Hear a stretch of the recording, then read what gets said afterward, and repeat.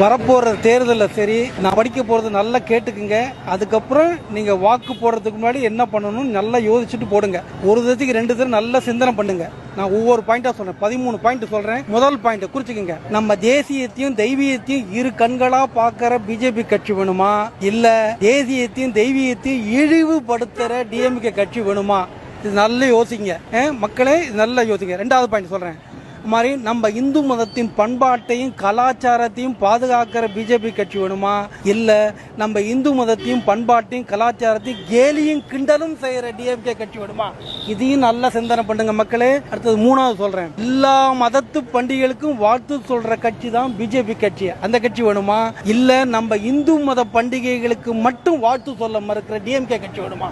நல்ல யோசிங்க. அடுத்தது 4வது சொல்றேன், நம்ம இந்து தெய்வங்களையும் இந்து கோவிலையும் அரணா காக்கிற பிஜேபி கட்சி வேணுமா, இல்ல நம்ம இந்து தெய்வங்களையும் இந்து கோவிலையும் புல்டோசரை வச்சு அடிக்கிற டிஎம்கே கட்சி வேணும்? இதையும் நல்லா யோசிங்க. 5வதா சொல்றேன், நம்ம சனாதன தர்மத்தை மிக உயர்வா கருதி அதை பின்பற்றணும்னு நினைக்கிற பிஜேபி கட்சி வேணுமா, இல்ல நம்ம சனாதன தர்மத்தை கொசுவுக்கு ஒப்பிட்டு அதை வேரோட அழிக்க நினைக்கும் டிஎம்கே கட்சி வேணுமா? இதையும் நல்லா சிந்தனை பண்ணுங்க. அப்புறம் எல்லா மதத்தையும் மதிக்கிற கட்சி தான் பிஜேபி கட்சி. அந்த கட்சி வேணுமா, இல்ல நம்ம இந்து மதத்தை மட்டும் இழிவுபடுத்துற டிஎம்கே கட்சி வேணுமா?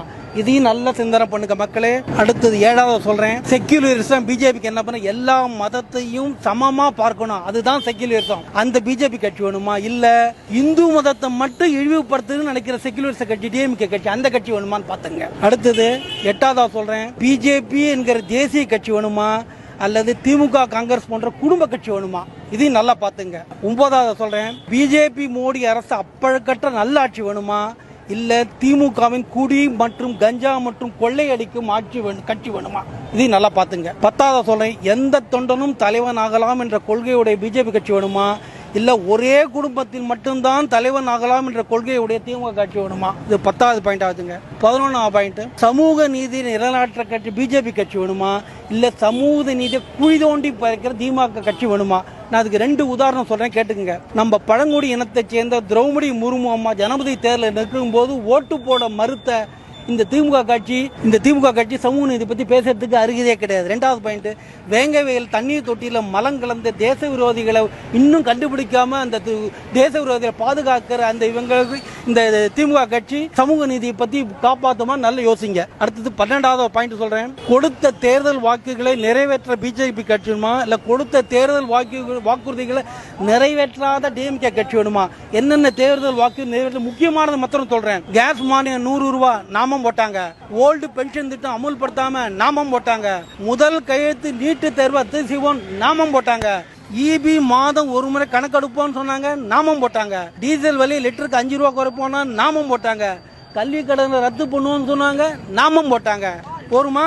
அடுத்தது, மோடியின் நேர்மையான அரசியல் செய்யும் பிஜேபி ஆட்சி வேணுமா, இல்ல பொய் வாக்குறுதிகளை சொல்லி மக்களை ஏமாற்றும் டிஎம்கே கட்சி வேணுமா? இதுக்கு 4 உதாரணம் சொல்றேன். 5 சவரன் நகை வச்சா அடகு வச்ச அனைத்து வாடிக்கையாளர்களுக்கும் தள்ளுபடி பண்ணுவோம்னு சொல்லிட்டு 60% மக்களை ஏமாத்தியது திமுக அரசு.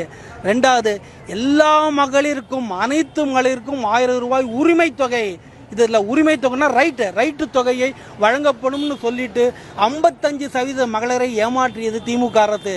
மின்சார கட்டணத்தை மின்சாரம் தாக்குவது போல் உயர்த்தியது திமுக அரசு. சொத்து வரி கட்டணத்தை 100% மேல் உயர்த்தியது திமுக அரசு. பால் விலை பொருட்களின் கட்டணத்தை உயர்த்தியது திமுக அரசு. இப்படி எல்லாம் சொன்னதை செய்வோம் சொல்லாததை செய்வோம் முதல்ல சொல்றாரு. சொல்லாததெல்லாம் இதெல்லாம் செஞ்சிருக்கிறாரு. வீட்டு வரி ஏற்றுவோன்னு சொல்லல, சொன்னாரு, செஞ்சாரு. மின்சார கட்டணத்தை ஏற்றுவோன்னு சொல்லல, செஞ்சாரு. பால்விலை ஏற்றுவோன்னு சொல்லல, செஞ்சாரு. இப்படி எல்லாம் செஞ்சிட்டு இருக்கிறாரு. தயவுசெய்து சொல்றேன், நம்ம இந்து மக்கள் நல்ல விழிப்போட என்னறங்க, நம்ம தெய்வங்களையும் நம்ம கோவில் நம்ம கலாச்சாரத்தையும் காப்பாற்றுறதுக்கு கண்டிப்பா கண்ணை மூடின்னு நம்ம இந்து தெய்வங்களுக்கு மலர் தான் முக்கியம். அந்த தாமரை மலர்ல பிஜேபிக்கு அவசியம் வாக்களிங்க.